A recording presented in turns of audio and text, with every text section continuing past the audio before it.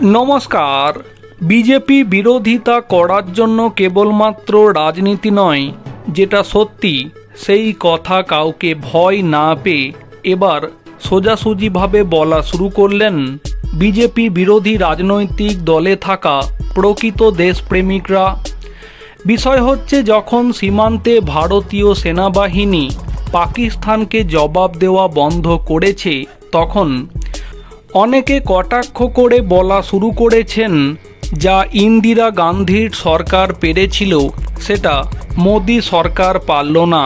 এখন বিষয় হচ্ছে, ইন্দিরা গান্ধীর সেই সময় পাকিস্তান যতটা না পরমাণু শক্তিধর দেশ ছিল, বর্তমান সময় দাঁড়িয়ে এটাও মাথায় রাখতে হবে পাকিস্তানও পরমাণু শক্তিধর দেশ।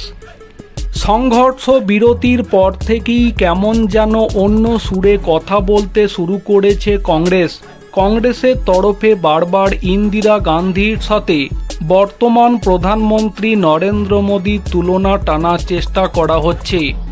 তবে এবার এ নিয়ে মুখ খুলেছেন কংগ্রেস নেতা শশী থারুর। তিনি জানিয়েছেন, 1971 সাল আর 2025 সাল এই দুই সময় সম্পূর্ণ আলাদা। সংবাদ সংস্থা এনআইয়ের সাথে কথা বলার সময় শশী থারুরকে প্রশ্ন করা হয়েছিল, কংগ্রেস সোশ্যাল মিডিয়াতে ইন্দিরা গান্ধীর প্রসঙ্গ টানছে, তবে সেই প্রসঙ্গে সরাসরি তিনি কোনো মন্তব্য করতে চাননি। তবে শশী থারুর জানিয়েছেন, আসল ব্যাপারটি হলো, আমার যেটা মনে হচ্ছে, আমরা এমন একটা পর্যায়ে গিয়ে হাজির হয়েছি যে এই যুদ্ধ পরিস্থিতি বাড়লে সেটা হাতের বাইরে চলে যাবে। সকলের কাছেই শান্তিটা খুব দরকার।